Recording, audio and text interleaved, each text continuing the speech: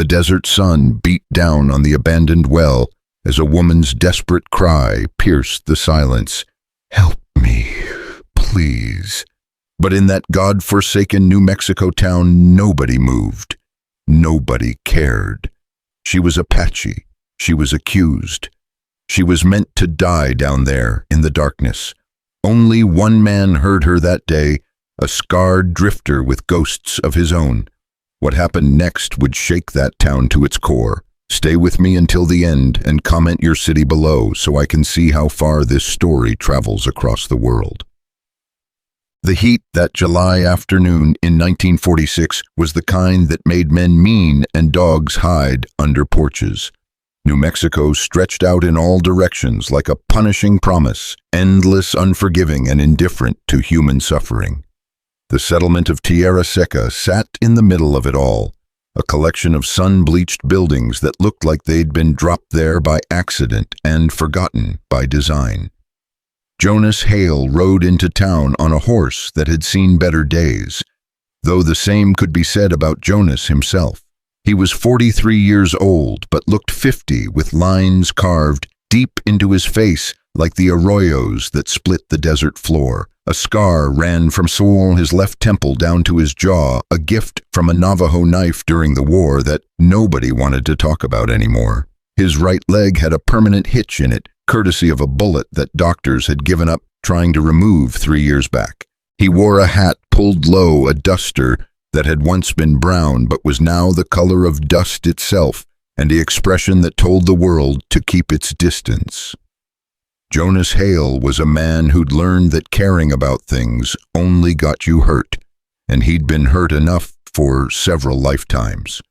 The general store was the third building on the left, next to a saloon that never seemed to close and a church that never seemed to open. Jonas tied his horse to the hitching post and stepped onto the warped boards of the porch, his bad leg protesting with each step. The door groaned as he pushed it open, and the conversation inside died like someone had blown out a candle.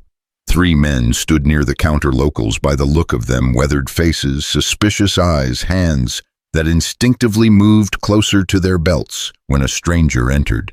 Behind the counter, a fat man with sweat stains spreading across his shirt watched Jonas with the careful attention of someone who'd learned to spot trouble before it started. "Help you?" the fat man asked, though his tone suggested he'd rather not. "Supplies," Jonas said, his voice rough from disuse. He hadn't spoken to another human being in 4 days. "Coffee beans, dried meat, if you got it. Tobacco." The fat man nodded slowly, making no move to gather anything. One of the 3 locals, a lean man with a mustache that drooped past his chin, spat tobacco juice into a brass spittoon. "Don't recognize you," the man said. It wasn't a question. "That's because you don't know me," Jonas replied, keeping his eyes on the storekeeper. He'd played this game before in 100 towns just like this one. The dance of suspicion, the measuring of threats, the decision about whether a stranger was worth the trouble of running off or just letting pass through. "You got business in Tierra Seca?" another local asked, younger than the first, with mean eyes set too close together. "Just passing through," Jonas said. "Soon as I get my supplies, you'll never see me again." The fat storekeeper seemed to relax a fraction at that. He began pulling items from shelves with deliberate slowness, placing each one on the counter like he was handling dynamite. The 3 locals continued to watch Jonas, but the immediate tension eased a notch. They'd decided he wasn't worth the effort. Jonas paid in coins that the storekeeper examined closely, as if a drifter might be passing counterfeit money in a town that probably didn't see 20 real dollars in a month. The supplies went into Jonas's saddlebags, and he was back on his horse within 10 minutes of entering town. He turned the animal east toward the hills where he'd made camp 2 days ago. Away from people, away from towns, away from all the ways that humans found to disappoint and destroy each other.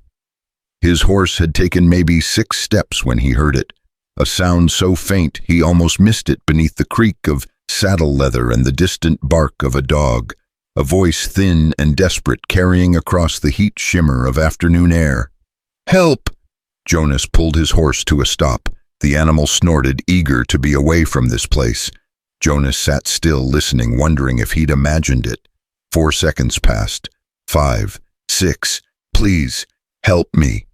There it was again, a woman's voice, weak with pain or fear, or both, coming from somewhere beyond the last buildings of the settlement. Jonas looked back toward the general store. The 3 locals had come out onto the porch and were watching him. They'd heard it too. He could see it in their faces, in the way they carefully looked anywhere but toward the sound of that pleading voice. Every instinct Jonas had told him to keep riding. Whatever was happening here wasn't his business. He'd learned that lesson the hard way, learned it in blood and tears and nightmares that still woke him gasping in the dark. The last time he'd tried to be a hero, he'd gotten 7 people killed, including a woman he'd please, someone. Jonas closed his eyes. He saw faces in the darkness behind his eyelids. Sarah's face, the way she'd looked at him with trust in her eyes, trust that he'd save them, trust that got her killed. John Bowman, who'd followed Jonas's orders right into an ambush. The Mexican boy, whose name Jonas never learned, dying in his arms while Jonas whispered lies about how he'd be fine, just fine. He opened his eyes and turned his horse toward the sound of the voice. The 3 men on the porch straightened up as Jonas rode past them. "Ain't your concern, stranger," the one with the drooping mustache called out. Jonas didn't look at them, didn't acknowledge them, just kept his horse moving toward the edge of town. The voice was coming from an old stone well, the kind that had probably been dug back when this settlement was just a way station for travelers too foolish or desperate to avoid this God-forsaken stretch of desert. The well sat maybe 50 yards beyond the last building, surrounded by scrub brush and dust devils that spun themselves into brief existence before collapsing back into nothing. Jonas dismounted, his bad leg nearly buckling under him as his boot hit the ground. He approached the well slowly, one hand resting on the grip of his revolver, not because he expected a threat, but because old habits died hard, if they died at all. He reached the low stone wall that ringed the opening and looked down into darkness.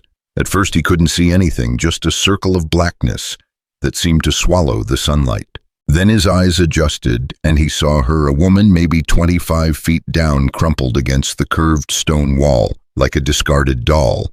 Even from this distance, even in the shadows, he could see the blood on her face, the unnatural angle of her left arm. "Help me," she said again, and this time he saw her lips move, saw the tremendous effort it took her to form those 2 words. "Please." "Who are you?" Jonas called down. "Nia," came the weak reply. "They threw me. Please." Jonas heard footsteps behind him and turned to see that the 3 locals had followed him from the store. They stood about 10 feet away, close enough to make their presence felt, but far enough to keep their hands free if shooting started. "That's the Apache girl," the one with the mean eyes said. "Caught her stealing from Reverend Mitchell's house yesterday. Town decided she needed teaching a lesson about taking what ain't hers." Jonas looked back down into the well. An Apache woman. That explained everything and nothing. The tensions between the settlers and the Apache had supposedly been settled years ago, but settled in this part of the world usually just meant the killing had slowed down a bit. Old hatreds died hard, as old habits may be harder.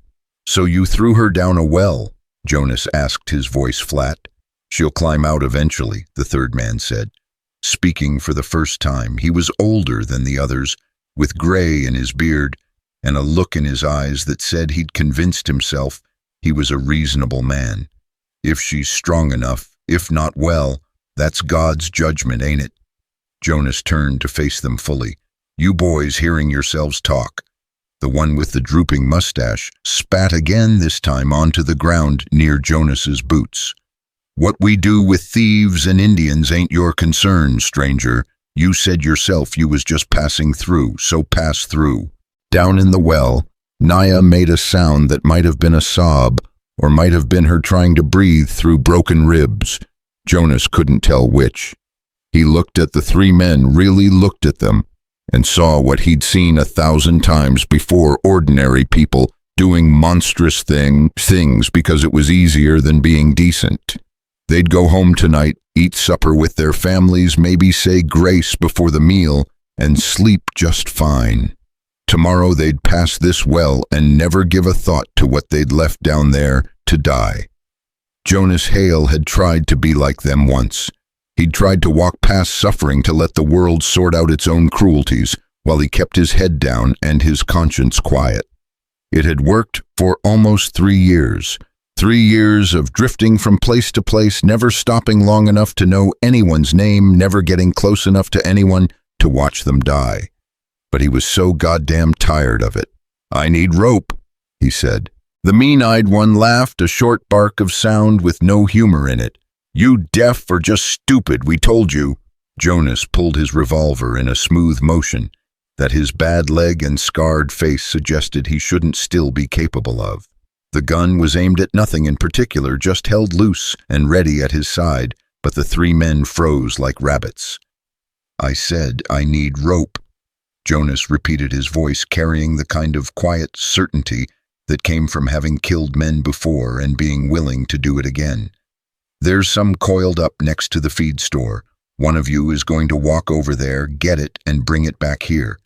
The other 2 are going to stand very still and think about whether dying over this is really how you want your day to go." The older man with the gray beard raised his hands slowly. "Now, hold on, move," Jonas said, and something in his eyes, something dead and cold and utterly serious, made the man turn and walk toward the feed store without another word. The other 2 stood silent, watching Jonas with expressions that mixed anger, fear, and a dawning realization that they'd misjudged this drifter badly. The one with the drooping mustache's hand drifted toward his own gun, and Jonas shifted his aim just enough to make it clear that would be a terminal mistake. "Don't," Jonas said softly. The hand stopped moving. The older man returned with a coiled rope, maybe 60 feet of it worn, but serviceable. He dropped it at Jonas's feet and backed away quickly, as if proximity to the rope might somehow implicate him in what was about to happen. Jonas holstered his gun and picked up the rope, his leg screaming protest as he bent down. He tied one end to the stone ring that had probably been used to lower and raise water buckets, back when this well had served its intended purpose. "You're making a mistake," the mean-eyed one said. Reverend Mitchell saw her with his silver candlesticks, had 'em right in her hands. Jonas didn't respond. He tested the knot, making sure it would hold weight, then dropped the free end of the rope into the darkness below. It took maybe 10 seconds for the end to hit the bottom, and he heard Nia cry out as it struck near her. "Can you hold on to the rope?" Jonas called down. "My arm." Her voice was barely audible now, weakening. "Broken." Of course it was. Nothing about this could be simple. Jonas looked around the well's edge, seeing the marks in the dust where she'd been dragged here, seeing the boot prints of multiple men who'd stood right where he was standing now and thrown a woman into a hole to die. He began pulling up the rope, coiling it carefully. When it was all back at the top, he remade his knot, this time creating a large loop at the end, a crude harness of sorts. "I'm coming down," he called into the well. "The hell you are," the man with the drooping mustache said. "You got no stake in this." She needs water, doesn't she?" the older man interrupted, his voice taking on a wheedling tone. "That's all you're doing, right, Christian charity? Giving a poor sinner some water before whatever the Lord decides. That's all. Nobody could fault a man for that."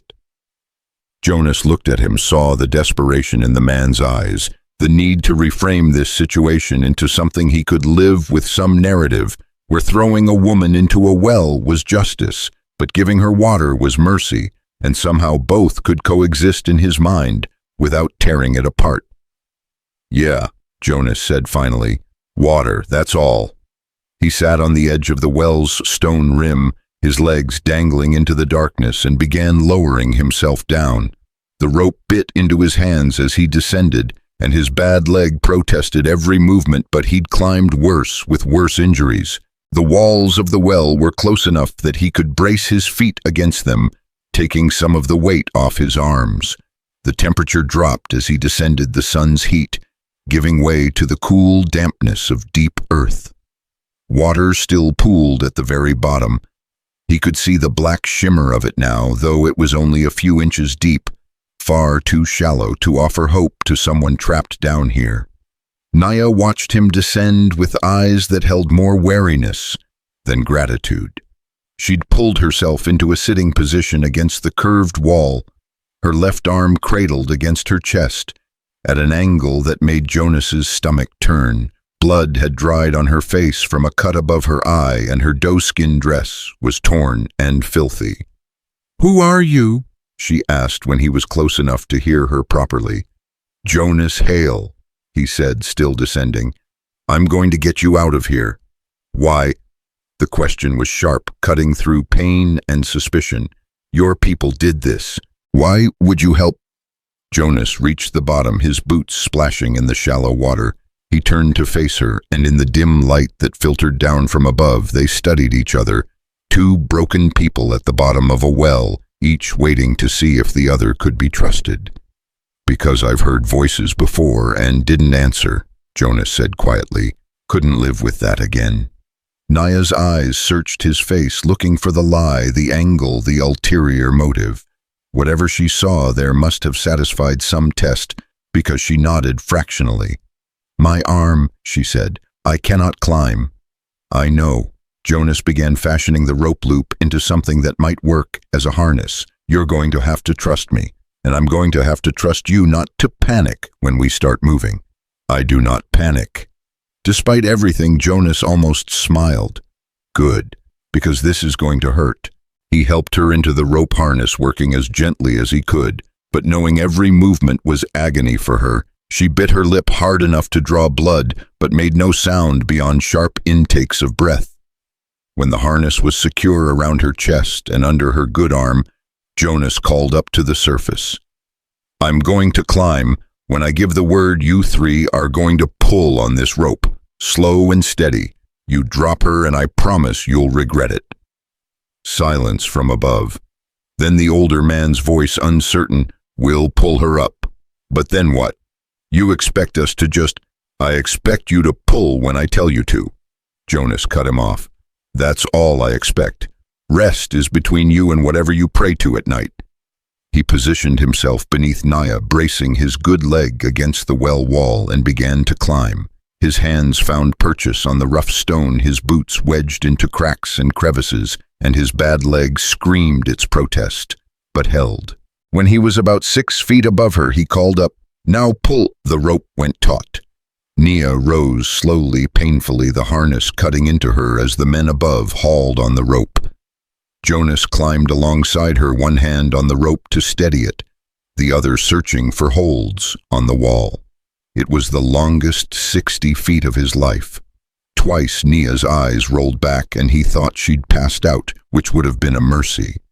Twice she came back to consciousness and kept her word about not panicking, though he could see the terror and pain warring in her expression.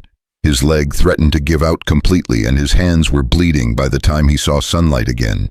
The 3 men pulled Taya over the edge of the well and dropped the rope, immediately backing away, as if she might explode.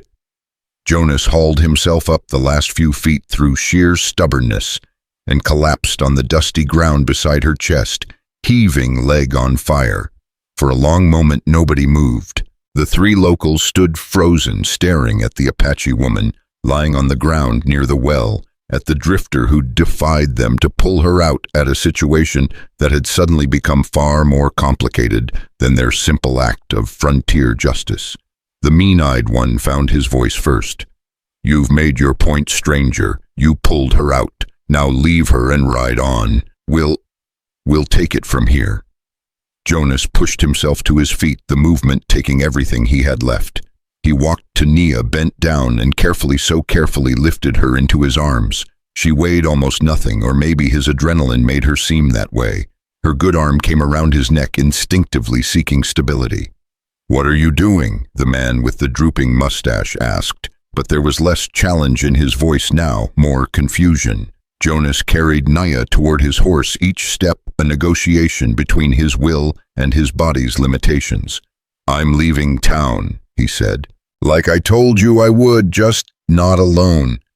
"You can't take her," the older man said, following a few steps. "She's a thief. She broke the law." Jonas reached his horse and somehow through a combination of determination and creative cursing managed to get himself and Naya into the saddle. She slumped against him, her breath shallow but steady. He looked down at the three men, memorizing their faces in case he needed to remember them later.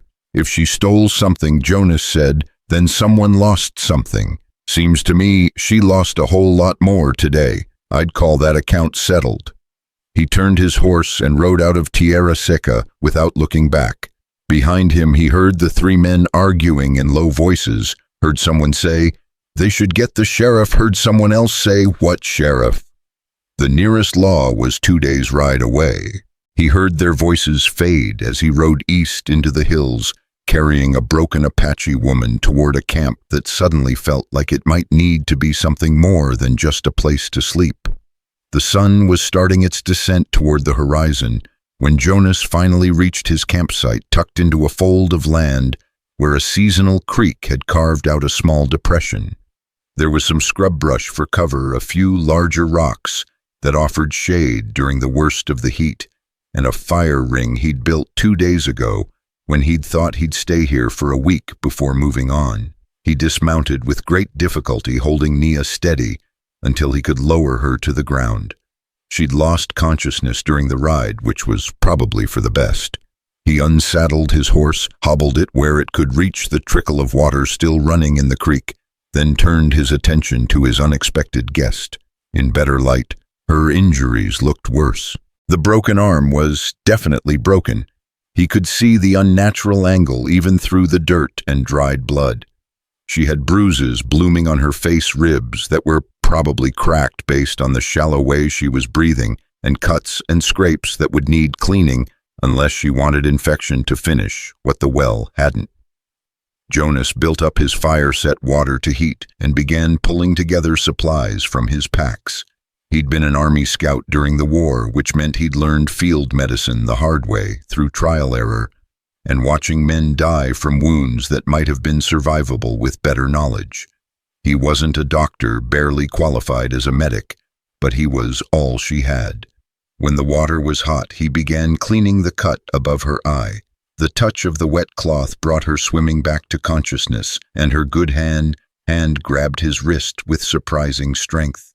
"Easy," he said. "I'm trying to help." Her dark eyes found his, and for a moment they just looked at each other.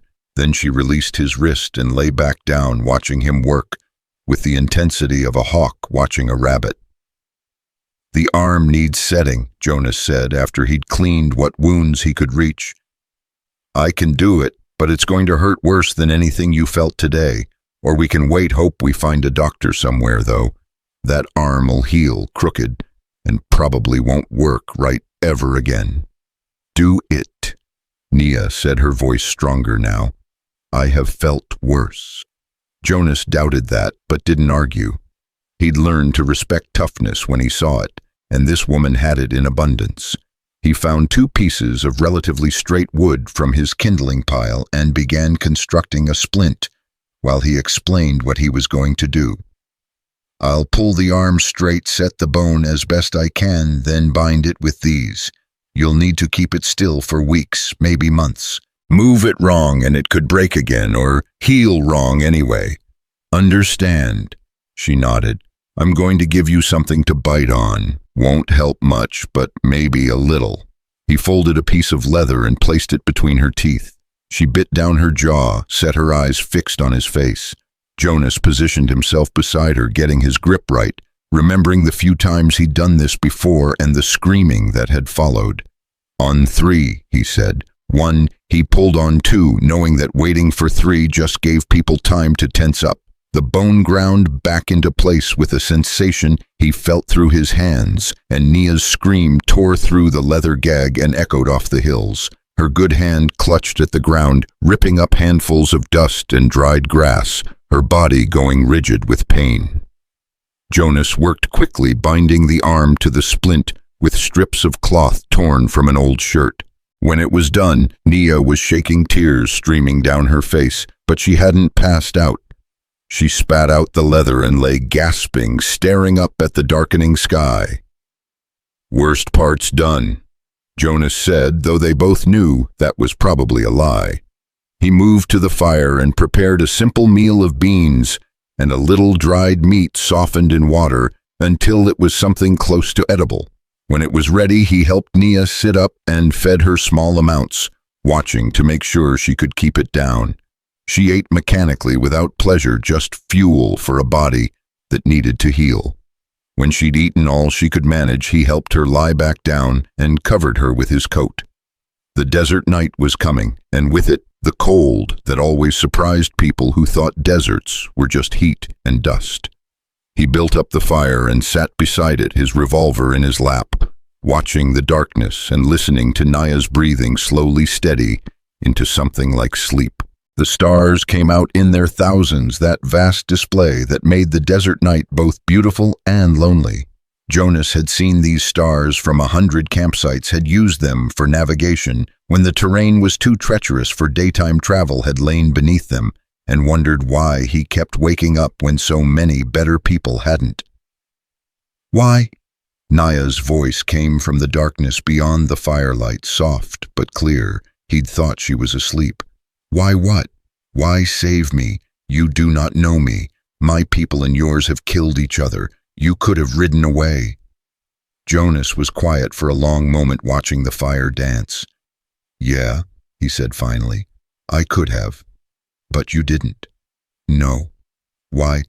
He thought about Sarah, about John Bowman, about the Mexican boy whose name he'd never learned, about the voices he'd heard and ignored, the people he could have saved if he'd been faster, smarter, braver, about 3 years of running from ghosts that never got tired of chasing him.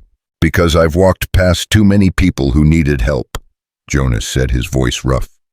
"Told myself it wasn't my business, wasn't my problem, and every one of them haunts me. I figured maybe just this once I could be the kind of man who doesn't walk past." Nia was silent for so long he thought maybe now she really had fallen asleep.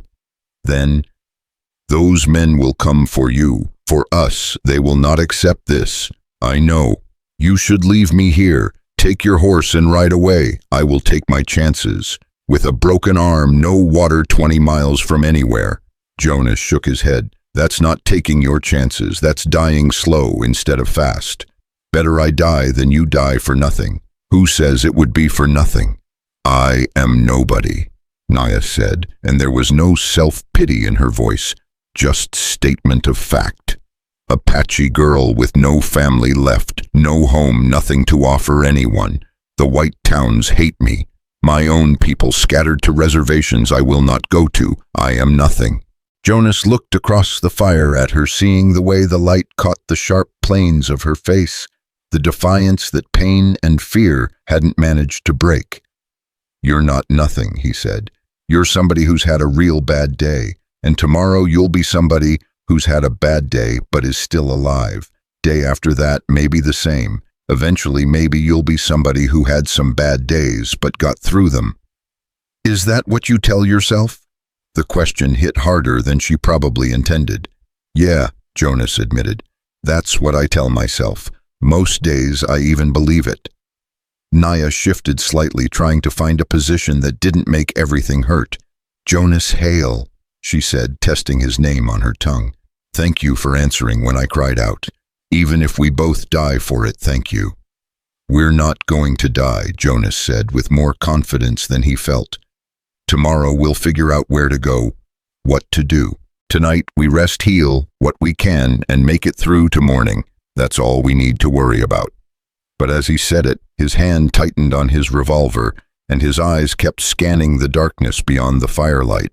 Because Nia was right, those men wouldn't just let this go.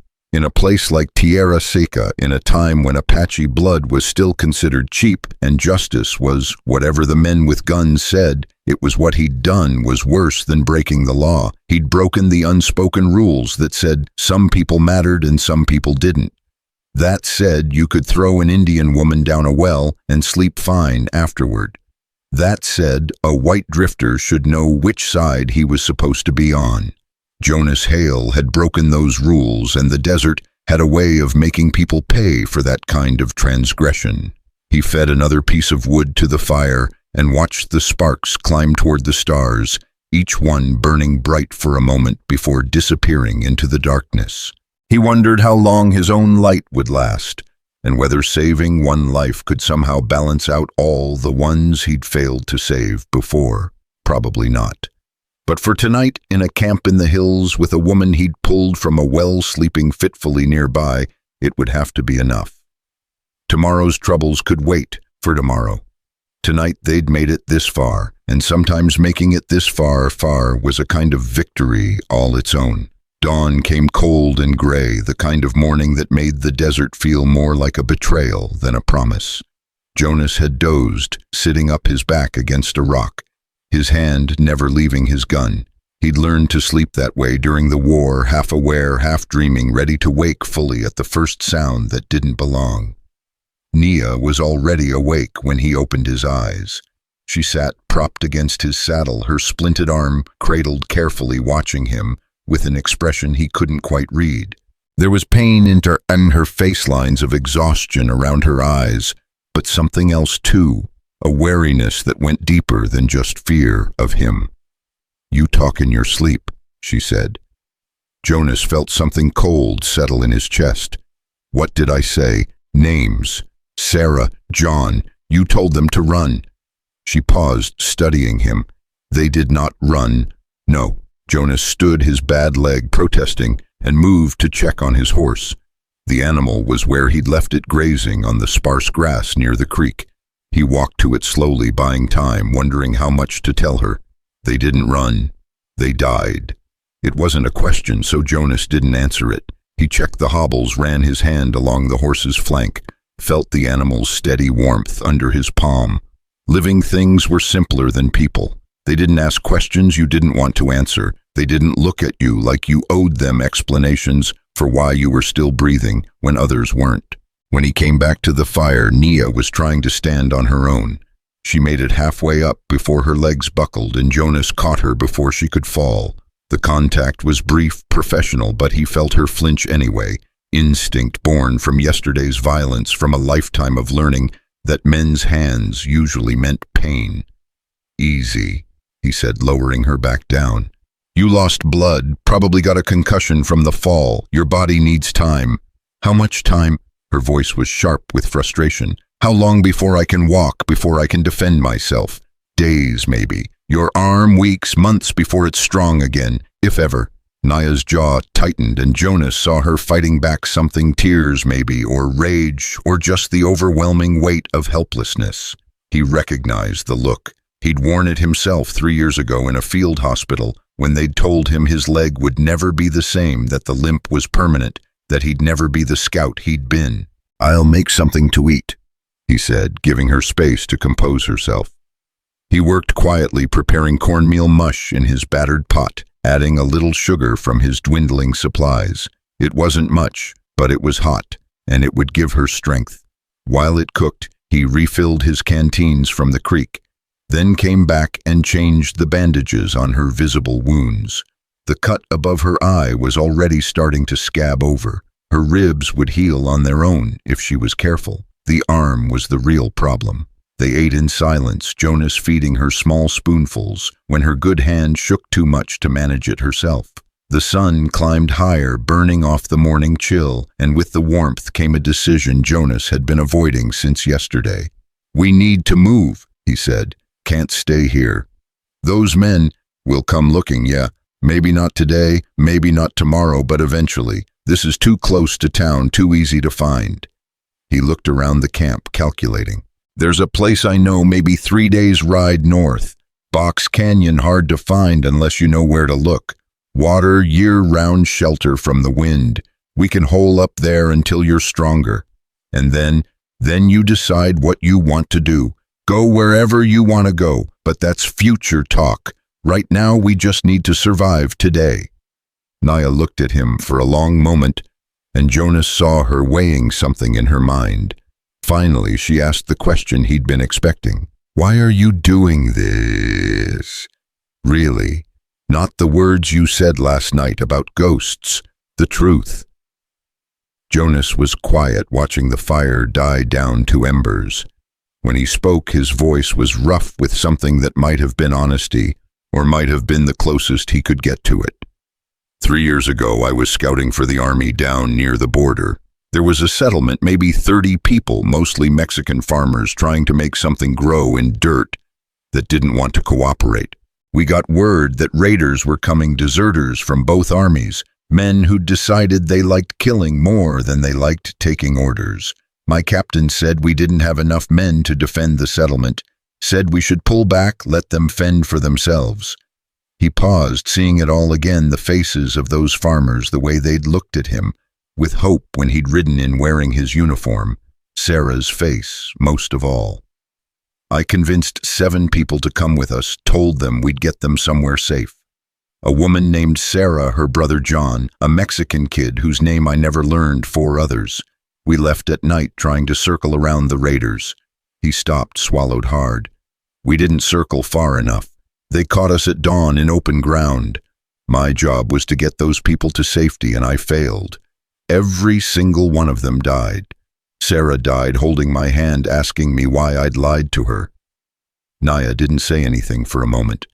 Then quietly, "You could not have saved them all." I couldn't save any of them. That's the point. I made promises I couldn't keep, and people died because they believed me. Jonas looked at her directly. "So when I heard you calling from that well, I knew I should keep riding. I knew getting involved would probably end badly, but I also knew that if I rode past one more person who needed help, I'd put my gun in my mouth and pull the trigger. So maybe I'm not saving you at all. Maybe you're saving me." The words hung in the air between them, raw and honest, in a way Jonas hadn't intended. Naya held his gaze, and he saw something shift in her expression. Not trust exactly, but perhaps the beginning of understanding. "My whole family died of spotted fever 6 summers ago," she said. "Mother, father, 2 brothers, baby sister. The medicine man said it was white man's disease, that they died because we let ourselves get too close to the settlements. Some of our people said I brought shame by going into towns trading, learning English words. They said I was the reason the sickness came. That's not—" "I know," she cut him off. "I know diseases do not work that way. But when people are hurting, they need someone to blame. I was convenient. So when the others went to the reservation, I did not go with them. I stayed alone, moved between places, took work where I could find it. In Tierra Seca, I cleaned houses, washed clothes. The Reverend Mitchell paid me in food, sometimes a few coins. And the candlesticks," Nia's eyes flashed.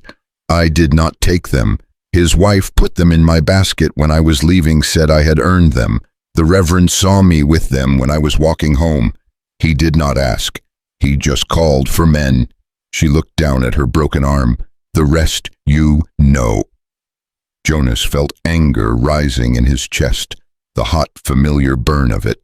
Not at Nia, but at the casual cruelty of people who could ruin a life over a misunderstanding and never lose a moment's sleep over it. He'd seen it before, would probably see it again, but it never stopped making him want to break things. "We'll get you to that canyon," he said. "After that, whatever you want to do, I'll help however I can. Even if what I want is to go back to Tierra Seca and make them answer for what they did."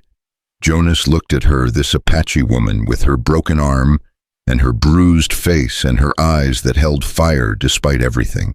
He thought about the 3 men standing by the well, about the Reverend Mitchell who'd condemned her over candlesticks, about a town that could throw a woman away like garbage and call it justice.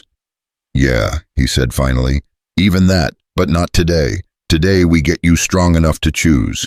They broke camp slowly, Jonas doing most of the work while Nia watched and gave occasional directions in a tone that suggested she wasn't used to being helpless. He could respect that. Helplessness ate at you from the inside, made you feel like less than human. The fact that she was fighting it even now spoke to a core of strength that yesterday's violence hadn't broken. Getting her onto the horse was a careful process. Jonas mounted first, then reached down to help her up. She used her good arm to grip his, and he pulled her up behind him with a gentleness that seemed to surprise them both. She settled against his back, her splinted arm tucked between them, her good arm wrapping around his waist for balance. "Hold on," Jonas said. 3 days is a long ride, but we'll take it slow." They rode north as the sun climbed toward noon, leaving the camp behind, and with it any chance of those men from town finding them easily. The terrain grew rougher as they climbed into the hills, more rocks, less vegetation dry. Creek beds that wound between outcrops of red stone like veins through old skin. Jonas kept them to hard ground when he could, rocky stretches that wouldn't hold tracks. He doubled back twice, crossed streams, even when there were easier paths, did everything he could to make their trail cold for anyone who might come looking. Naya noticed these precautions but said nothing, just held on and endured the jostling that must have been agony for her broken arm. They stopped at midday in the shade of an overhang, and Jonas helped Nia down before she could try to dismount on her own. She stood on shaking legs, leaning against the rock face, her skin pale beneath the brown. "Need to rest," Jonas said, though he phrased it like a statement rather than a question. He'd learned that proud people accepted necessity better than they accepted sympathy. While Nia sat in the shade, Jonas walked the perimeter of their temporary camp, studying the landscape, checking sightlines, identifying escape routes in case they needed them. It was automatic after years of scouting. Read the terrain, know your options, never get caught somewhere you couldn't get out of. When he came back, Nia was watching him with something like curiosity. "You were a scout." "Yeah. A good one, I think. You move like you understand the land." "Land's easier to understand than people," Jonas said, sitting down a few feet away from her, close enough to help if she needed it, far enough to not crowd her. "Land tells you the truth. People lie. Not all people. No, but enough of them that it pays to be careful." Naya was quiet for a moment, then asked, "The woman who died, Sarah, you loved her?" Jonas felt the question hit him like a physical blow. He'd been expecting it eventually, but that didn't make it easier to answer. "I don't know, maybe. I wanted to, I think, but I never got the chance to find out. She died believing I could save her, and I couldn't, so maybe what I felt doesn't matter much." "It matters to you." "Yeah, it matters to me." They sat in silence after that, sharing the shade and the water Jonas offered from his canteen. He gave her more than he took, knowing she needed it more, knowing he could always find more if he had to. The desert was brutal, but it followed rules. Keep moving, stay smart, respect the heat and the distances, and you might survive. It was people who were unpredictable, people who could smile at you one moment and throw you down a well the next. After an hour's rest, they rode on. The afternoon heat was punishing, and Jonas felt Naya growing heavier against his back as exhaustion claimed her. She never complained, never asked to stop, but he could feel her struggling to stay conscious. When they reached a small spring hidden in a fold of rock, Jonas called a halt, even though sunset was still hours away. "We'll camp here tonight," he said, helping her down. This time her legs didn't hold at all, and she would have fallen if he hadn't caught her. He carried her to a flat spot near the water and laid her down carefully, watching her face for signs of fever. Her skin was hot, but he couldn't tell if it was fever or just the day's heat. "I'm fine," Naya said, though they both knew she wasn't. "Sure you are." Jonas unpacked his supplies and began setting up camp with practiced efficiency. Fire ring bedroll for Nia, saddle blanket for himself. He soaked a cloth in the spring water and brought it back to her, pressing it to her forehead. "I do not need—" "Yeah, you do. Your body's trying to heal while we're dragging it across the desert. Let it have what help it can get." She didn't argue further, which told Jonas more about her condition than her words did. He made them both eat, though neither had much appetite, and as the sun began its descent toward the horizon, he found himself wondering if he'd done the right thing. Taking her from the well had been instinct, but keeping her alive afterward, dragging her through the desert, with a broken arm and ribs that made every breath painful, was that mercy? Or was it just prolonging her suffering? Would she have been better off if he'd just made it quick, instead of letting infection or dehydration or any of the other 100 ways the desert could kill you? Do the job slowly, stop, Nia said, and Jonas realized he'd been staring at the fire, lost in dark thoughts. Stop what? Thinking you should have left me to die. I can see it in your face. You are wondering if saving me was a mistake. Jonas started to deny it, then stopped. She'd been honest with him. He could return the favor. Yeah, I'm wondering. Do you want to know what I think? Sure. Nia shifted, trying to find a position that didn't hurt, and when she spoke, her voice was steady despite the pain. I think you saved me because you needed to save someone. I think maybe it does not matter to you very much whether I live or die in the end, as long as you can tell yourself you tried. I think I am not really about me at all. I am about you trying to forgive yourself for people you could not save before. The words hit Jonas like a slap, mostly because they were probably true. He looked at this woman he'd pulled from a well, this stranger whose pain he'd made his responsibility, and wondered if she was right.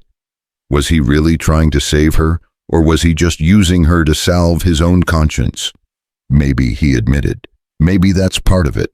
But you're here now and you're alive, and whatever my reasons were, they don't change what happens next. So the question isn't why I saved you. The question is what you want to do with the fact that you're still breathing. Nia studied him across the fire, and Jonas saw something in her eyes shift again, that wariness softening just a fraction more.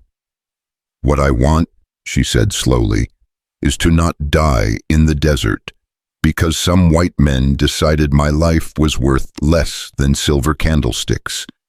What I want is to heal, to be strong again, to choose my own path instead of having it chosen for me. That's a start. What do you want, Jonas Hale? The question surprised him. Nobody had asked him that in 3 years. What did he want to forget? To stop hearing Sarah's voice asking him why he'd lied? To wake up one morning without the weight of all those deaths pressing down on his chest? I want to make it to tomorrow, he said finally. Same as you. Maybe the day after that too, if we're lucky. Beyond that, I stopped planning a long time ago. That is no way to live. No, Jonas agreed. It's not. But it's how I've been living anyway. The sun touched the horizon, painting the sky in shades of red and gold that were almost painful to look at. Jonas built up the fire as the temperature began to drop, then retrieved his coat and spread it over Nia where she lay. She didn't protest this time, just accepted the warmth and closed her eyes. Jonas, she said, her voice growing drowsy. Yeah, thank you. Even if this all goes wrong, even if we both die out here, thank you for not riding past the well. Jonas didn't know what to say to that, so he said nothing. He sat by the fire and watched the stars emerge one by one from the darkening sky, each pinpoint of light a reminder that the universe was vast and cold and indifferent to human suffering. But here, in this small camp, beside this small fire, with this woman who'd trusted him enough to let him help her, maybe that indifference didn't matter as much as he'd thought. The night deepened around them, full of sounds that Jonas had learned to identify over years of sleeping rough. The distant cry of a coyote, the rustle of something small moving through brush, the wind testing the rocks for weakness.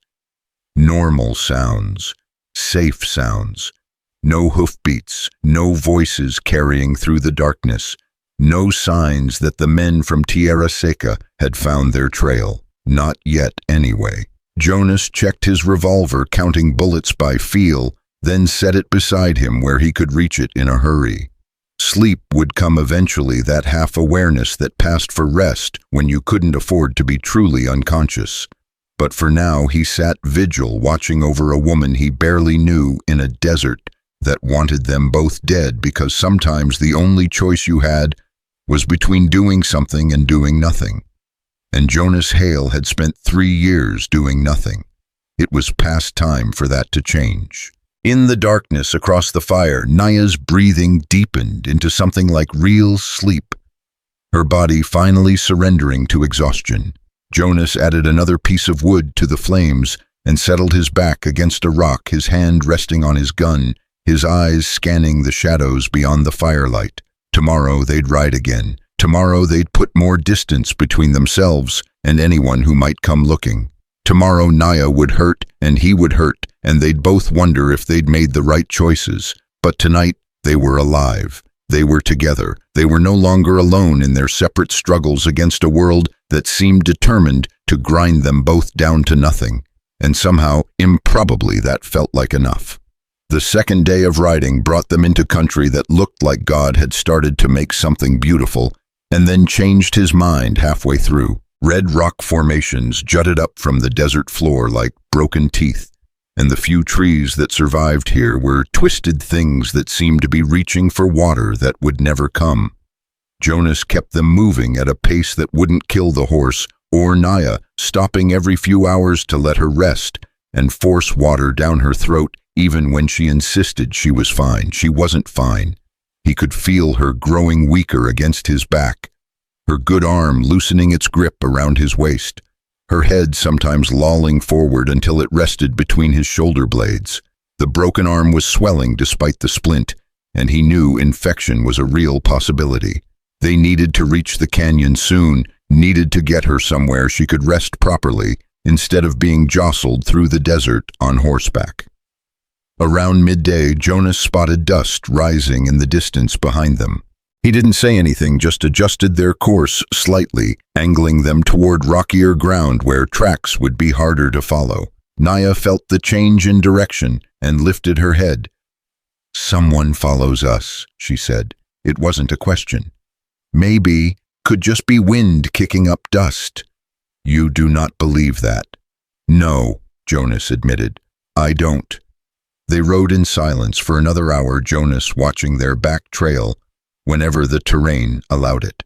The dust kept pace with them, never getting closer, but never falling behind either. Whoever was out there knew how to track, knew how to maintain distance, knew how to be patient. That made them dangerous. When they stopped in the shade of a rock outcropping, Jonas helped Nia down and then climbed up the rocks himself, ignoring the protest from his bad leg. From the higher vantage point, he could see their pursuers more clearly, 3 riders too far away to identify, but close enough that Jonas could count them. 3 men from a town where 3 men had stood by a well and watched him pull an Apache woman out of darkness. He climbed back down to find Nia, trying to stand on her own, using the rock wall for support. She'd managed to get upright, but was swaying her face gray with effort. 3 men, Jonas said, taking her elbow to steady her. "Maybe 4 hours behind us, moving careful." "The same ones, probably. Or others who think the same way they do." He looked at her honestly. "We can't outrun them, not with you hurt and 1 horse carrying double. They'll catch us before we reach the canyon. Then we fight." Jonas almost smiled at the steel in her voice. This woman who could barely stand talking about fighting 3 armed men. "You got a gun I don't know about. I have rocks. I have anger. I have survived worse." "Not sure you have, but I appreciate the spirit." Jonas checked his revolver, counting rounds again, even though he knew exactly how many he had. 6 in the cylinder, maybe a dozen more in his saddlebag, against 3 men who were fresh, well-armed, and coming with purpose. The math wasn't good. "There's another option," Naya said, reading something in his face. "You leave me. Take the horse ride fast. They want me, not you. You could be in the next territory before they even realize you are gone." Jonas looked at her, this woman he'd known for 2 days, who'd already figured out that he was the kind of man who might actually consider that option. 3 years ago, he would have. 3 years ago, he'd learned the hard way that heroism got people killed and pragmatism kept you breathing. "Yeah," he said, "I could do that. But you will not." "No, I won't. Why, you do not owe me anything. You saved my life once. That is more than anyone else has done." Jonas was quiet for a moment, watching the desert shimmer in the heat. When he spoke, his voice was rough. "Because if I leave you now, then pulling you out of that well didn't mean anything.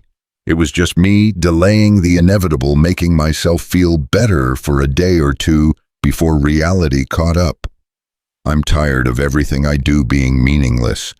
So no, I'm not leaving you." Naya held his gaze, and something passed between them. Not trust exactly, but something close to it. An understanding that they were in this together now, whatever this turned out to be. "Then we keep moving," she said. "Make them work for it." They rode on through the afternoon heat, Jonas pushing the horse harder now that there was no point in hiding their urgency. The animal was tired, its flanks lathered with sweat, but it kept going because horses did what was asked of them until they couldn't anymore. Jonas understood that kind of loyalty. It was simpler than the human kind, more reliable. The sun was starting its descent when they reached a place Jonas recognized, a narrow defile between two rock walls, barely wide enough for a horse and rider to pass through single file. He'd used this route once before, knew it opened into a wider area, about a quarter-mile in. More importantly, he knew it was defensible. "We stop here," he said, pulling the horse to a halt at the entrance to the defile. "They will trap us. Maybe. Or maybe we'll trap them." Jonas helped Nia down, then led the horse through the narrow passage. On the other side, just as he remembered, the space opened into a rough circle, maybe 50 feet across, surrounded by rock walls on three sides. There was even a trickle of water running down one wall, not much, but enough. He got Nia settled in a protected spot, gave her the canteen and what little food they had left, then went back to the entrance with his rifle. The narrow passage was maybe 30 feet long, barely 5 feet wide. Anyone coming through would have to come single file, exposed, with no room to maneuver. Jonas found a position where he had a clear line of sight down the passage, but remained mostly hidden behind rock. Then he waited, his rifle rested across a stone, his breathing slow and steady. This was familiar territory, the waiting, the watching, the careful calculation of ranges and angles. He'd done this 100 times during the war. The fact that he'd survived, and others hadn't, was either luck or skill, and he'd never been sure which. The sun touched the horizon, painting everything in shades of red and gold, when he heard the first horse. Voices carried through the still air, low and cautious. They knew their quarry was close. They were being careful now, probably spreading out, trying to determine if this was an ambush. Smart men. That made them more dangerous. Jonas waited, his finger resting beside the trigger guard, not on the trigger itself. You didn't put your finger on the trigger until you were ready to kill. That was one of the first things they taught scouts. The second thing they taught was that killing should be a choice, not a reflex. A man appeared at the entrance to the defile, the one with the drooping mustache, from Tierra Seca. He sat his horse, carefully scanning the narrow passage, trying to see what lay beyond. Jonas could have taken him easily, one shot, and the man would fall. But if he did that, the other two would know exactly where he was, and the standoff would turn into a siege. "Hale," the man called out, his voice echoing off the rock walls. "We know you're in there, no point hiding." Jonas stayed silent, watching. "We don't want trouble," the man continued, which was such an obvious lie that Jonas almost laughed. "Just send out the Apache girl and you can ride away. Nobody needs to get hurt." From behind him, Jonas heard Nia shift position. He glanced back to see her sitting upright, her good hand gripping a rock the size of her fist, her face set with determination. Their eyes met across the small space, and Jonas shook his head slightly. Not yet. When the man at the entrance got no response, he tried again. "You don't know her, Hale. She's nothing to you. Why die for a squaw who stole from a man of God?" The word hit Jonas like a slap, that casual cruelty wrapped up in a single syllable.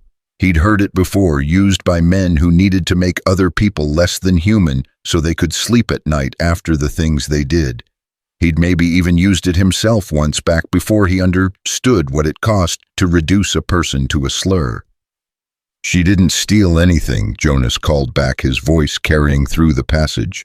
But you already know that. You just needed an excuse." There was silence for a moment, then a different voice, the one with the mean eyes.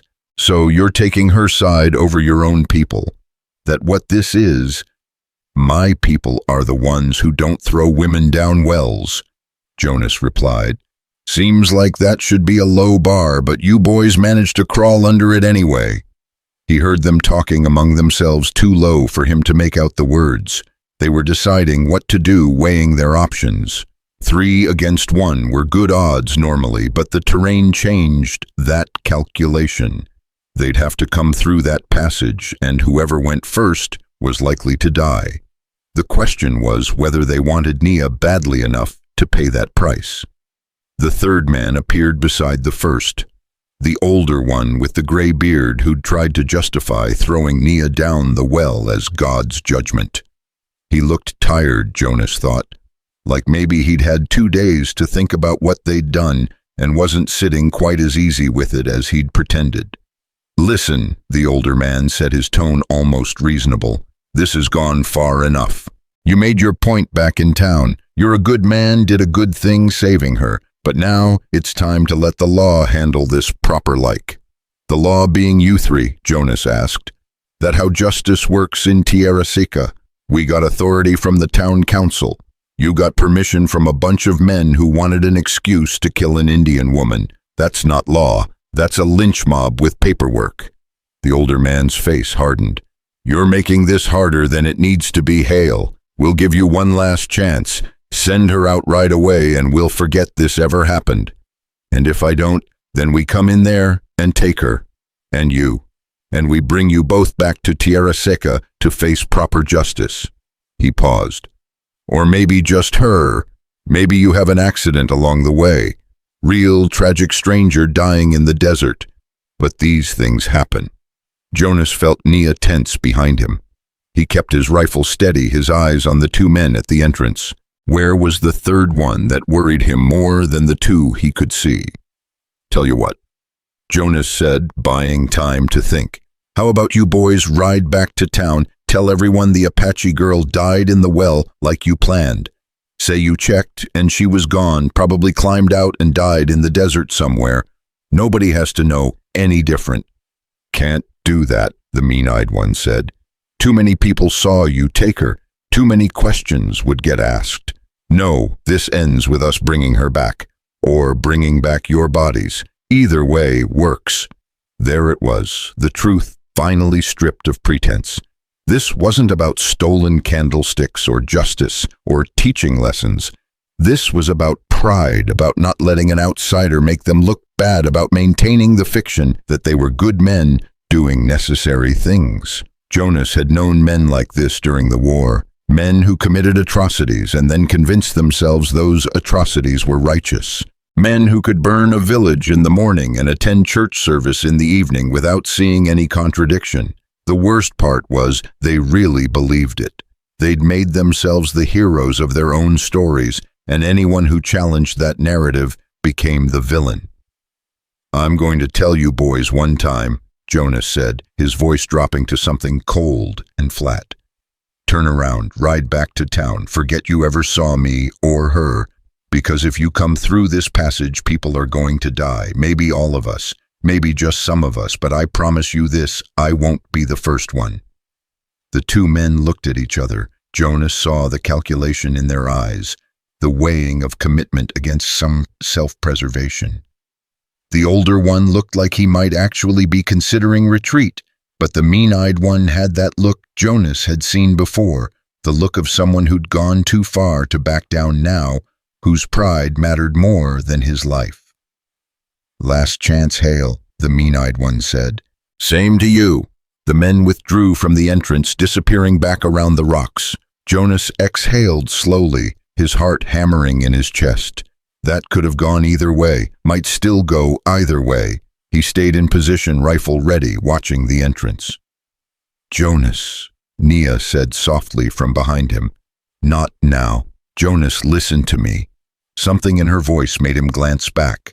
She'd managed to stand, was leaning against the rock wall, her face determined despite the pain it was costing her. "You should leave," she said. Climb the rocks, go over the top. They are watching the entrance, not the walls. You could be gone before they realize it. We talked about this. No, we talked about you leaving me in the desert. This is different. You stay here, you die. They will wait us out or find another way in or just shoot into here until one of the bullets finds you. You cannot win this. Jonas looked at her, this woman who was giving him permission to abandon her, who was trying to save his life at the cost of her own. And what happens to you when I'm gone? The same thing that was always going to happen. I die or they take me back to town and I die slower. But you do not have to die with me. You have already done more than anyone could ask. That's not... The first gunshot cut him off the bullet, sparking off rock near his head. Jonas dropped flat, bringing his rifle around, searching for the shooter. There, a flash of movement near the entrance. He fired the rifle, kicking against his shoulder, his shot hitting rock inches from where he'd seen the movement. More shots came methodical and spaced, meant to keep him pinned while they moved into position. Jonas returned fire, making each shot count, trying to make them reconsider the wisdom of pushing this further. But he knew he was fighting a losing battle. His ammunition was limited, theirs probably wasn't. Time was on their side. A bullet struck near Nia and she flinched back against the wall. Jonas saw red, his vision narrowing. He shifted position and fired 3 quick shots at the entrance, aggressive and precise, and heard a yelp of pain. One of them was hit, though he couldn't tell how badly. The shooting stopped. In the sudden silence, Jonas heard harsh breathing from the passage, someone cursing in pain. Good. Maybe that would make them think twice. You shot Bob, the mean-eyed one yelled. You shot him, you son of a bitch. He'll live if you get him to a doctor, Jonas called back. Or you can keep this going and I'll make sure he doesn't. Your choice. More arguing voices raised in anger and maybe fear. Jonas used the respite to reload, his hands steady, despite the adrenaline coursing through him. Beside him, Nia had slumped back down, her face pale. You are bleeding, she said. Jonas touched his face and his hand came away red. The first shot must have kicked up rock fragments that cut him. He hadn't even felt it. I'm fine. You are not fine. None of this is fine. She looked at him with eyes that held too much understanding. You are going to die here because you will not leave me, because you think my life is worth yours. But it is not, Jonas. It is not. That's not your call to make. Then whose call is it? You saved me from the well. That does not mean you own my life. That does not mean you get to throw yours away for mine. Jonas reloaded the last round and settled back into position. Maybe I'm not throwing it away. Maybe I'm finally using it for something that matters. Before Nia could respond, the mean-eyed one's voice cut through the air again, but this time there was something different in it, something desperate and cruel. All right, Hale, you want to play it this way? Fine, but I want you to know something. When we're done with you, when we take that Apache bitch back to town, we're not going to just hang her. We're going to make sure she understands what happens to Indians who steal from white folks. Every man in Tierra Seca is going to get a turn with her before we put her down like the animal she is. And you're going to die knowing that's what's waiting for her. The words hit Jonas like physical blows, each one designed to wound, to provoke, to make him do something stupid. He felt Nia go completely still behind him, felt the weight of those words settling over both of them, like ash. Jonas closed his eyes for just a moment, seeing Sarah's face again, hearing her ask him why he'd lied. Seeing John Bowman following orders that got him killed. Seeing the Mexican boy dying while Jonas promised him everything would be fine. He opened his eyes and aimed his rifle at the entrance to the passage. Come and try, Jonas said, his voice carrying across the space like a promise. But you better kill me first, because if you don't, if I'm still breathing when you come for her, I'm going to make sure every last one of you dies screaming. The sun was setting now, painting the rocks blood red, and Jonas Hale waited in that narrow space between stone walls for whatever came next. Behind him, Nia held her rock and watched him with eyes that held something like respect, or maybe just recognition, one wounded soul seeing another clearly for the first time. The desert held its breath. And somewhere in the darkness of that defile, 3 men decided whether their pride was worth dying for. The silence stretched out like wire pulled too tight, ready to snap. Jonas kept his rifle trained on the entrance, his breathing controlled, every muscle coiled and ready. Behind him he could hear Naya's ragged breathing, could feel the weight of what those men had threatened, settling over both of them like a shroud. Then came the sound of horses moving, hooves on rock leather creaking. Jonas tensed his finger, moving to the trigger. This was it. They were coming, pride having won out over sense, 3 men about to push through that narrow passage and force a reckoning that would leave bodies in the dust. But the sounds were moving away. Jonas didn't lower his rifle, didn't move from his position. It could be a trick, a feint to make him drop his guard. He waited, counting seconds in his head, listening to the sounds fade into the desert evening. 5 minutes passed. 10. The light continued to drain from the sky, stars beginning to emerge in the darkening blue above. "They are leaving," Nia said, her voice uncertain. Maybe. Jonas still didn't move. Or maybe they're circling around looking for another way in. But even as he said it, he knew she was right. The sounds had the quality of retreat, purposeful, organized, the kind of withdrawal men made when they'd decided the cost was too high. The wounded one had probably helped make up their minds. Nothing like bleeding to make abstract principles feel less important than staying alive. Jonas waited another 20 minutes before finally lowering his rifle. His arms were shaking from holding position so long, and his bad leg had gone numb from kneeling. He stood slowly, every joint protesting, and moved to check the entrance to the passage. Empty. The desert beyond was settling into dusk, and there was no sign of the 3 men, except boot prints and blood on the rocks, where his bullet had found its target. He came back to find Naya trying to stand again, one-handed, determined despite everything. Jonas reached her just as her legs gave out and caught her, lowering her back down gently. "They are gone," she said. It wasn't quite a question. "For now, they'll be back, though. Maybe not tomorrow, maybe not next week, but eventually. Men like that don't forgive being made to back down. It eats at them. Then we keep moving. Tomorrow, when I am stronger, tomorrow you need rest." Jonas knelt beside her, studying her face in the failing light. She was running a fever now. He could see it in the flush of her cheeks, the too bright quality of her eyes. That arm needs proper care, not just field bandaging. Your ribs need time to heal. You keep pushing like this, you're going to break something that can't be fixed. "I have survived worse. You keep saying that, but I'm starting to think you're trying to convince yourself as much as me." Jonas touched her forehead, felt the heat there. "You're burning up. Infections setting in, probably in that arm. We need to clean it properly, redress it, keep you still for at least a few days." "We do not have a few days. Those men are riding back to lick their wounds and decide what to do next. That bought us time." Jonas stood looking around their small sanctuary. "This place is defensible. There's water, and I can hunt for food. We can hold here until you're strong enough to travel properly." Naya looked at him with something like frustration. "You are being stubborn." "Yeah, well, seems like that's going around."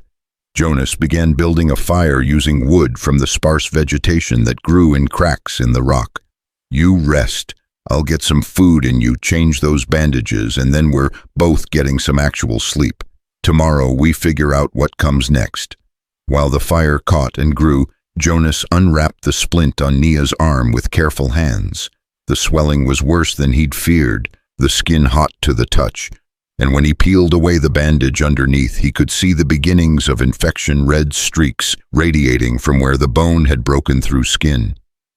"This needs cleaning," he said, trying to keep his voice neutral.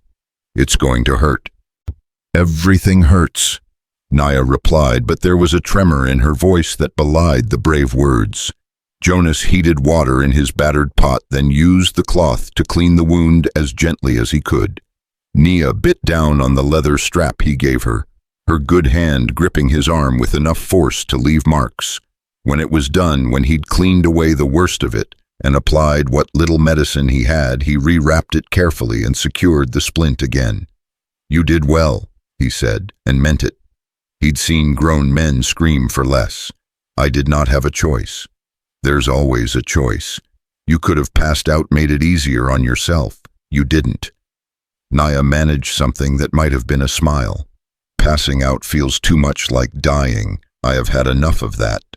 Jonas prepared a meal from their supplies beans, and dried meat boiled until soft, easier for her to eat in her weakened state. He fed her slowly, waiting between bites to make sure she could keep it down. When she'd eaten all she could manage, he helped her drink from the canteen, then settled her against his saddle with his coat draped over her. "Sleep," he said. "I'll keep watch. You need to sleep too. I'll sleep when you're safe." Naya looked at him across the fire, and Jonas saw something in her expression shift. That wariness that had been there since he pulled her from the well, finally beginning to crack. "Why do you care so much? You do not know me. My life should not matter to you." Jonas was quiet for a long moment, watching the fire dance. When he spoke, his voice was rough with honesty. "Because every person I didn't help, every voice I ignored, every time I chose the easy path instead of the right one, they all add up. They pile on top of you until you can't breathe under the weight of them. I'm tired of carrying that weight, Nia. I'm tired of being the man who walks past. So I am your redemption. Maybe, or maybe you're just someone who needed help and I happen to be there. Does it matter which? I think it does. To both of us." Jonas met her eyes across the fire. "Then let's say you're both. You're someone who deserved better than being thrown down a well, and I'm someone who needed to be reminded that good things can come from choosing to give a damn. We both get something out of this if we make it through. And if we do not make it through, then at least we tried. That's more than I've done in 3 years." Naya was quiet after that, her eyes drifting closed despite her efforts to stay awake. Jonas watched her slip into sleep, watched the tension gradually ease from her face, leaving behind something younger and more vulnerable. She looked like what she was, a woman barely into her 20s who'd been dealt a cruel hand and was still fighting to stay in the game. Jonas stood and moved to the entrance of their small space, looking out at the desert night.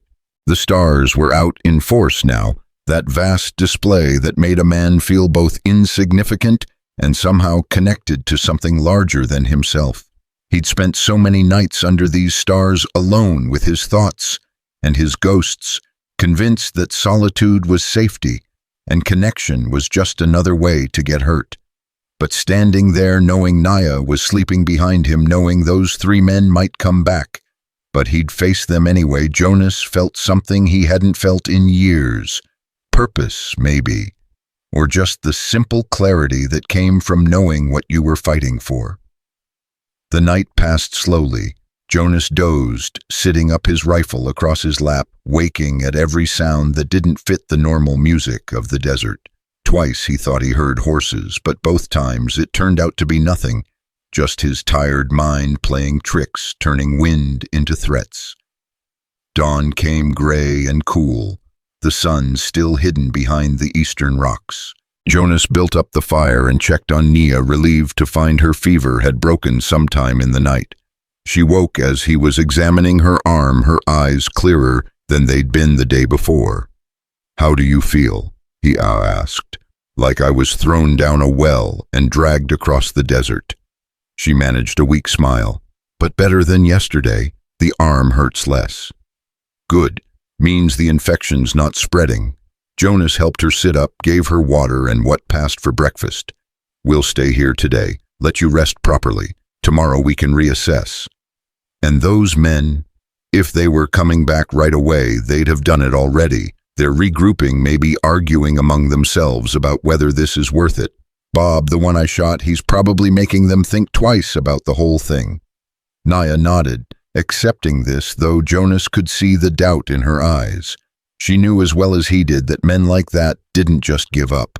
Pride was a powerful thing, especially when it was wrapped up in the need to be right, to be righteous, to maintain the fiction that throwing a woman down a well was somehow justified.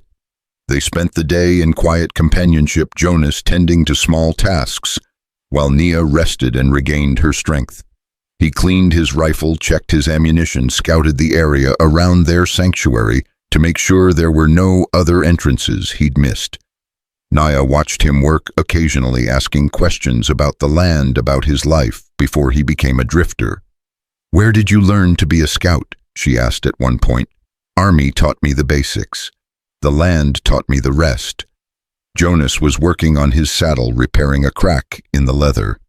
"You spend enough time out here, you start to understand how things work, how to read tracks, find water, move without being seen. It's all just paying attention." "My father was a hunter. He used to say the same thing, that the land speaks to those who know how to listen." He was right. Jonas glanced at her. "You miss him every day? Him, my mother, my brothers, my little sister especially. She was only 6 when the fever took her." Naya looked away, blinking hard. "Sometimes I forget they are gone. I wake up expecting to hear my mother grinding corn, my father sharpening his knives. Then I remember, and it is like losing them all over again." Jonas knew that feeling, that moment, each morning when the world was new, before memory caught up and reminded you of everything you'd lost. "After Sarah died, I used to wake up reaching for her. Took me months to stop doing that. Even now, sometimes I forget and expect to see her there." "Do you think it ever stops, the missing them?" "I don't know. I hope so. But I'm starting to think maybe it's not supposed to stop. Maybe carrying them with us is the price we pay for having loved them in the first place." They fell silent after that, each lost in their own thoughts, their own ghosts. But it was a companionable silence, the kind that felt less lonely than the alternative. Jonas finished repairing his saddle and moved on to checking their water supply, calculating how long they could stay here before running out. As afternoon shaded into evening, Nia tried standing again and managed to stay upright for almost a minute before her legs started shaking. Progress. Small, incremental, but progress nonetheless. Jonas caught her when she wobbled and helped her back down, and this time when their eyes met, she didn't look away. "Thank you," she said softly, "for all of this, for not giving up on me." "Haven't given up yet. Don't plan to start now." "Jonas," she hesitated, choosing her words carefully. "What happens after, when I am healed, when we reach your canyon, when those men finally give up or we outrun them? What then?" It was a question Jonas had been avoiding thinking about. What happened after he'd spent 3 years drifting, never staying anywhere long enough to form attachments, never letting himself care about anything beyond the next sunrise? But Naya had changed that calculation somehow. Pulling her from that well had created a connection he couldn't just walk away from, even if he wanted to. "I don't know," he admitted. "Haven't thought that far ahead." "You are lying. I can see it in your face. You have thought about it." Jonas exhaled slowly. "All right, yeah, I've thought about it. Thought maybe if we make it to the canyon, if you heal up proper, maybe you could stay there for a while. It's remote enough that nobody would find you unless they knew where to look. There's game for hunting, water, year-round shelter from the weather. You could rebuild, figure out what you want to do next, without constantly looking over your shoulder. And you, I'd make sure you were safe, get you supplied, teach you what you'd need to know. Then," he trailed off, uncertain, "then you would leave, go back to drifting, go back to being alone." That was the plan. Jonas looked at her, really looked at her, and saw someone who'd been alone for too long, just like him. Someone who'd learned to expect nothing from people because people had given her nothing but pain. Someone who was starting maybe to hope for something different. "I don't know anymore," he said honestly. "Ask me again when we get there." Night fell again, and Jonas took first watch while Nia slept. The temperature dropped fast once the sun was gone, and he built up the fire to keep them warm. Somewhere out in the darkness, a coyote called and another answered. Normal sounds, safe sounds. He must have dozed off because he woke suddenly to the sound of Nia crying out. He was on his feet instantly, rifle in hand, scanning for threats, before he realized she was still asleep, trapped in some nightmare. He went to her, knelt beside her, touched her shoulder gently. "Nia, wake up, you're dreaming." Her eyes flew open, wild and unfocused. and for a moment she didn't recognize him. Her good hand grabbed his wrist nails, digging in her whole body, rigid with terror. Then awareness returned and she released him, falling back against the saddle with a shuddering breath. "I was back in the well," she whispered. "In the darkness, I could hear them above laughing. I called for help and no one came." "I came," Jonas said quietly. "I heard you, and I came. But in my dream you rode past. Everyone rode past. I died down there in the dark alone." She looked at him, her eyes bright with unshed tears. "It felt so real." "It wasn't real. You're here. You're safe." Are we?" She gestured at the darkness around them. "Those men are still out there. More will come. We are not safe, Jonas. We may never be safe again." Jonas couldn't argue with that, so he didn't try. Instead, he sat beside her close enough that she could feel his presence, solid and real. "Maybe not, but we're safer together than we were apart. That has to count for something." Naya was quiet for a long moment. Then slowly, carefully, she leaned against him, her head coming to rest on his shoulder. Jonas froze, uncertain, but she didn't pull away, and eventually he relaxed, accepting the weight of her trust. "Tell me about Sarah," she said. "The real story, not the version you told yourself to make the guilt easier to carry." So Jonas told her. He told her about meeting Sarah at the settlement, about the way she'd smiled at him like he was someone worth smiling at, about convincing her and the others to come with him, promising them safety, meaning every word. About the ambush at dawn, the raiders appearing from nowhere, cutting them off from escape. About fighting until his rifle was empty, and then fighting with his revolver until that was empty too. About Sarah taking a bullet meant for him dying, while he held her blood on his hands, while she asked him why. "I told her it would be okay," Jonas said, his voice rough. "Right up until the end, I told her she'd be fine. She knew I was lying. I could see it in her eyes. But she wanted to believe me, so she pretended. We both pretended right up until she stopped breathing. You could not have saved her. I know that.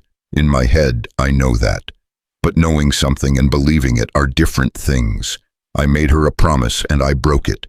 That's what I can't get past." Naya lifted her head to look at him, and in the firelight her face was soft with understanding. "You are not God, Jonas Hale. You cannot control who lives and who dies. You can only control what you do when someone needs help. And when I called from that well, you answered. That is what matters. Not the promises you could not keep, but the promise you did keep. And what promise was that? To not walk past. To not let me die alone in the dark." She reached up with her good hand and touched his scarred face gently. "You think saving me means nothing because you could not save her, but it means everything to me. My life, this life you gave back to me, it is not worthless just because you have ghosts." Jonas felt something break open in his chest. Some hard shell he'd built around himself, cracking under the weight of her words. He covered her hand with his, holding it against his face, and closed his eyes. "I don't know how to do this," he said quietly. "I don't know how to care about someone without it destroying me when I lose them. Then maybe do not think about losing me. Think about keeping me alive. Think about tomorrow and the day after, and the day after that. Let the future worry about itself." Jonas opened his eyes and found her watching him with an intensity that took his breath away. Without thinking, without planning, he leaned forward and kissed her, gentle questioning, giving her every chance to pull away. She didn't. Her hand tightened on his face and she kissed him back, fierce and hungry and alive. When they finally pulled apart, Jonas rested his forehead against hers, both of them breathing hard. "This is probably a mistake," he said. "Probably," Naya agreed. "But I have made worse mistakes. At least this one feels like choosing something instead of having it chosen for me." They sat there together as the fire burned low, holding on to each other like anchors in a storm. Jonas knew this changed things, knew it complicated an already complicated situation, but he also knew he didn't want to let go, didn't want to go back to being alone now that he'd remembered what it felt like to matter to someone. The desert night pressed in around them, vast and indifferent to human concerns. But in their small circle of firelight, two broken people had found something worth fighting for. Not redemption exactly, not salvation, but maybe just the simple courage to keep trying, to keep choosing each other when the easier path would be to choose nothing at all. And for tonight, in this moment, that was enough. 3 days passed in that rocky sanctuary, 3 days that felt somehow removed from time itself. Jonas hunted jackrabbit in the early mornings, tended to Nia's wounds, kept watch through the long afternoons while she slept and healed. They talked during the cool evenings, sharing stories of lives that had brought them to this unlikely convergence. An Apache woman thrown away by a town, a white drifter running from ghosts, both finding something in each other they'd thought lost forever. Nia's strength returned gradually, the fever breaking completely on the second day, the swelling in her arm beginning to subside. By the fourth morning, she could stand without assistance and walk a dozen steps before needing to rest. It wasn't much, but it was progress, and progress was all they could ask for. Jonas was checking their water supply when Nia came up beside him, moving slowly, but under her own power. He turned to steady her, but she waved him off, determined to manage on her own. "I am tired of being helpless," she said. "You were never helpless. Hurt, yes, but not helpless." Jonas studied her face, seeing color returning to her cheeks, seeing life returning to eyes that had been dull with pain. "You're healing well. Another few days, and we can move on to the canyon." And then, it was the question that had hung between them, since that night, by the fire, since the kiss that had changed everything and nothing.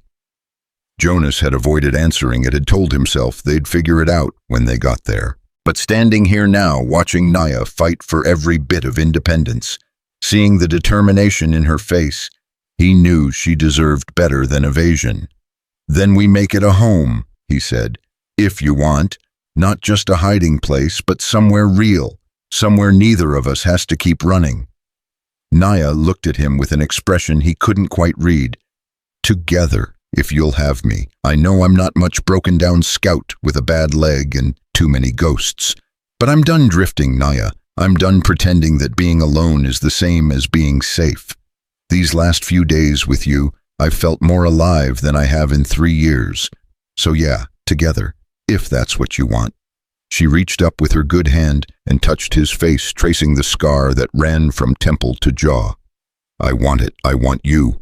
I want a life that is mine to choose, instead of one that is forced on me." Her eyes searched his. "But those men will find us or they won't.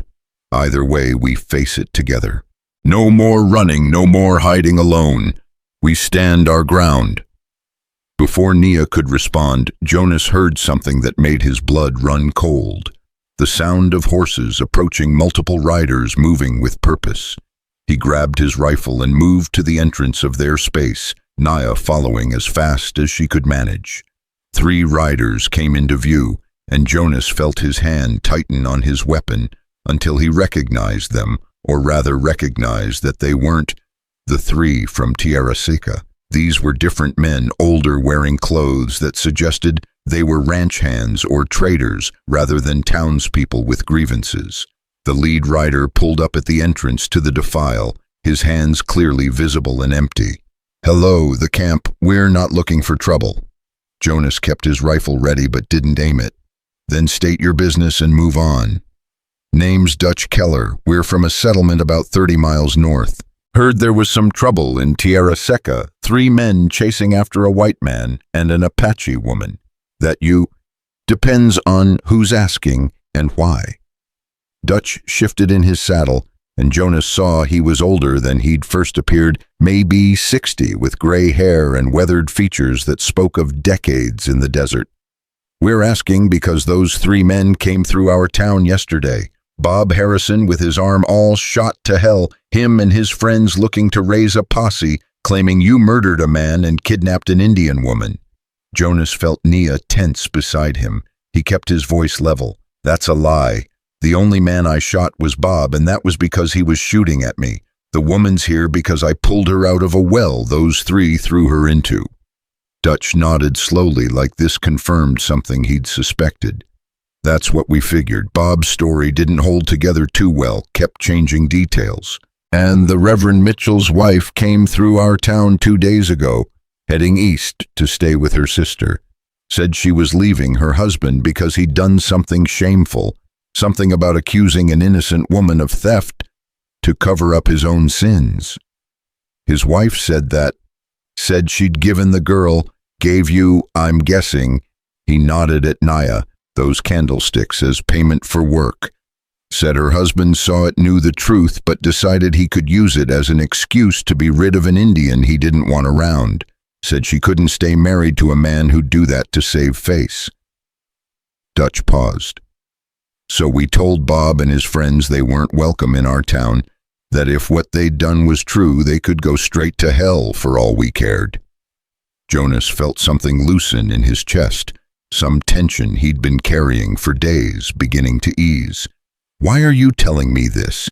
Because decent people should know when other decent people are looking out for them. Because that woman beside you deserves to know she's got folks who don't think throwing her down a well was justice. Dutch looked at Nia directly. My wife's sister married an Apache man 20 years ago. Good man, hard worker, died defending their ranch from raiders. I got no truck with people who judge folks by their blood instead of their character. Nia stepped forward and Jonas saw tears in her eyes. Thank you, she said, her voice thick with emotion. Thank you for caring. Don't thank me yet.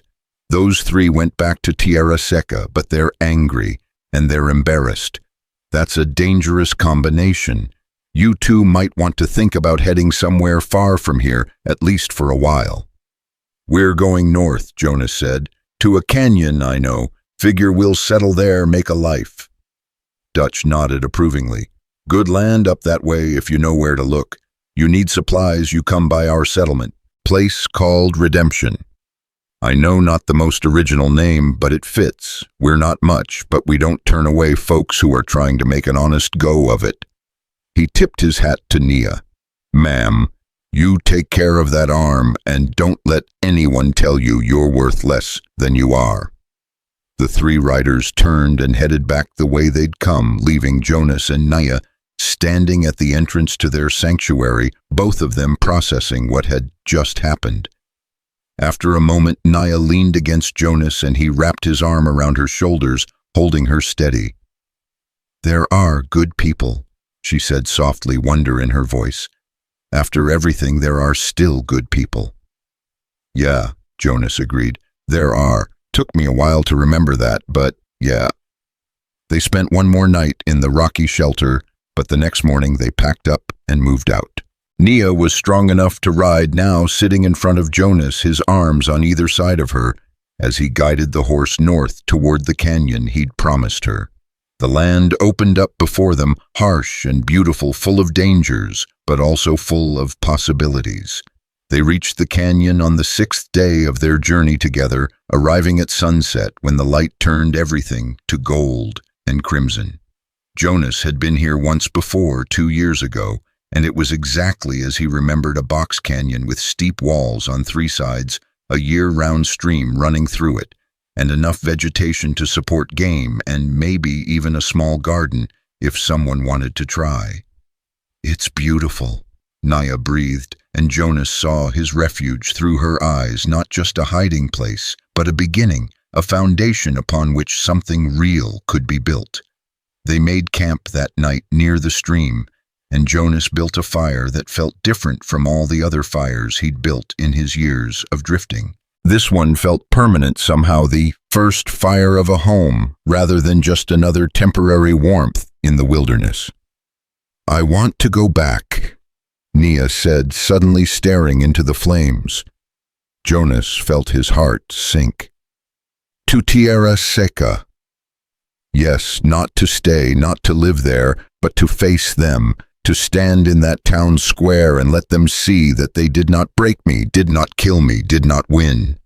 That's dangerous. Those men will always be there haunting me if I do not face them. I need to stand in the place where they tried to erase me and show them I am still here. I need that, Jonas, to feel whole again." Jonas understood that need, that hunger to confront the things that haunted you instead of running from them forever. He'd been running for 3 years, and all it had gotten him was loneliness and ghosts. Maybe Naya was right.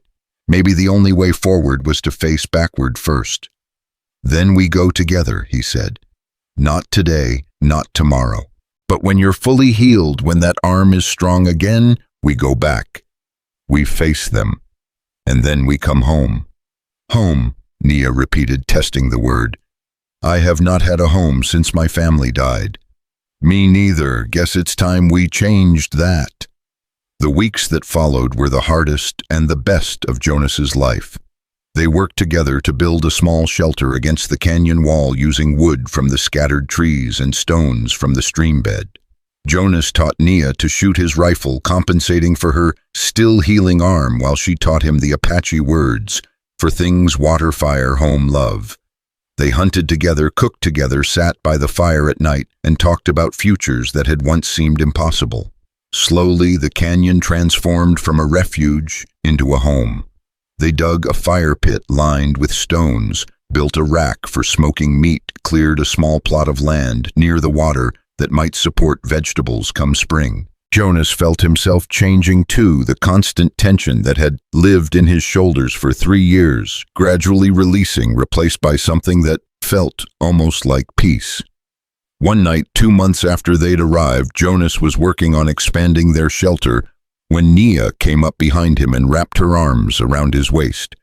Both arms now, the left one finally strong enough to use, though it would never be quite what it was before. "I am ready," she said. Jonas didn't need to ask what she meant. He'd known this day was coming, had been preparing for it in his own way. "You're sure?" "I am sure. I need to do this, Jonas. I need to close that door before I can fully open this one." 3 days later, they rode south together toward Tierra Seca. Jonas had debated bringing his rifle, but decided against it. This wasn't about violence, it was about bearing witness, about a woman reclaiming her story from people who'd tried to write the ending for her. They reached the town at midday, riding down the main street while people stopped and stared. Jonas saw the shock on their faces, the disbelief, and yes, the shame in some eyes. The Apache woman who was supposed to be dead, who they'd thrown away like trash, was riding back into their town alive and whole, sitting proud on a horse beside the man who'd saved her. The 3 men were there. Jonas spotted them, standing outside the saloon, Bob, with his arms still in a sling. They froze when they saw Naya, and Jonas saw fear in their faces, the fear of men confronted with the evidence of their own cruelty. Jonas and Nia stopped in the middle of the street. Nia dismounted slowly, and Jonas followed, staying close, but letting her take the lead. She walked toward the well that cursed well, where it had all started, and stood beside it, looking at the gathered townspeople with her head held high. "My name is Nia," she said, her voice carrying across the sudden silence. "You threw me into this well because your reverend lied about me, because it was easier to believe I was a thief than to question one of your own. You left me to die in darkness because my life meant nothing to you." People shifted uncomfortably, some looking away, unable to meet her eyes. But others watched her steadily, and Jonas saw recognition in their faces, recognition of their own complicity, their own silence. "I survived because one man chose not to walk past," Naya continued, gesturing to Jonas. "One man who did not know me, who owed me nothing, who heard me cry for help and answered. That says something about him. And your silence, your willingness to let me die, that says something about you." The Reverend Mitchell appeared from the church, his face red with anger. "You got no right coming back here making accusations. I have every right." Nia cut him off, her voice sharp as a blade. "I have the right of someone who survived your attempt to kill me. I have the right of someone whose only crime was being born Apache in a world that hates Apache. I have the right to stand here and tell you that you failed. I am alive, I am here, and I will not let you pretend this never happened." "Your wife knew the truth," Jonas added, speaking for the first time. "She knew you lied, and she left you because of it. How many other people in this town know the truth but stayed silent? How many of you stood by and did nothing while they threw a woman into a well? The silence that followed was heavy with shame and anger and a dozen other emotions Jonas couldn't name. Then slowly a woman stepped forward, middle-aged, with kind eyes and calloused hands. "I knew," she said quietly. "I saw Elizabeth Mitchell give you those candlesticks, saw the whole thing, and I said nothing. I'm sorry. I'm so sorry." Another voice, a man this time. We all knew deep down, we just didn't want to admit it. One by one, people began speaking up. Not everyone, not even most of them, but enough. Enough to show that the wall of silence was cracking, that shame was becoming acknowledgement, that maybe, just maybe, something could change. The three men from the well stood silent through it all, their faces twisted with rage and humiliation. Bob finally spat in the dust at his feet and turned away, heading for his horse. The other two followed, unable to face what they'd done, unable to apologize or make amends. Jonas watched them go and felt something close to pity. They'd spend the rest of their lives carrying what they'd done, and, unlike him, they'd never try to make it right. Nia stood by the well for a long moment, then turned and walked back to Jonas. She took his hand, squeezing it gently, and together they walked back to their horse. Before mounting, she looked back at the gathered crowd one last time. "I forgive you," she said, and Jonas heard the strength in her voice, the power of someone choosing mercy over bitterness. "Not because you deserve it, but because I deserve to be free of you. I choose forgiveness because holding on to hate would give you power over me forever, but I will never forget, and neither should you." They rode out of Tierra Seca together, leaving behind a town that would struggle with its conscience for years to come. Jonas felt Nia trembling slightly where she sat in front of him, the adrenaline of confrontation beginning to fade. "You did it," he said softly. "You stood up to them." "We did it," she corrected. "I could not have done this alone. I would not have wanted to." They rode north toward home, toward their canyon, their life, their future. The desert stretched out before them, vast and unforgiving, but also beautiful in its harsh honesty. Behind them, the past was finally beginning to release its grip. Ahead, the future waited, with all its uncertainties and possibilities. That night, camped under stars that seemed close enough to touch, Jonas took a strip of soft leather he'd been working on for weeks and tied it around Nia's wrist, a simple bracelet, nothing fancy, but made with care and intention. "What is this?" she asked, touching it gently. "A promise," Jonas said, "that I'm done running, that I choose this life with you, that wherever we go from here, we go together." Nia looked at the bracelet, then at Jonas, and her eyes were bright with tears that had nothing to do with sadness. She leaned forward and kissed him soft and deep, a kiss that spoke of gratitude and love and the fierce determination of two people who'd survived hell and chosen each other anyway. "I choose this too," she whispered against his lips. "I choose you. I choose us." They held each other as the fire burned low and the desert night wrapped around them like a blanket. Two broken people who'd found wholeness in each other, two survivors who'd decided that survival wasn't enough. They wanted to live. Really live, with all the risk and pain and joy that came with letting yourself care about someone. The woman who'd been thrown into a well had climbed out stronger than those who'd thrown her there. The man who'd spent 3 years running from ghosts had finally found something worth standing still for. Together they'd built something that mattered, not just a home in a canyon, but a life carved out of the ruins of their pasts. A future built on the foundation of one simple truth, that choosing to help someone, choosing to stay, choosing to love despite all the reasons not to, that was what made you human.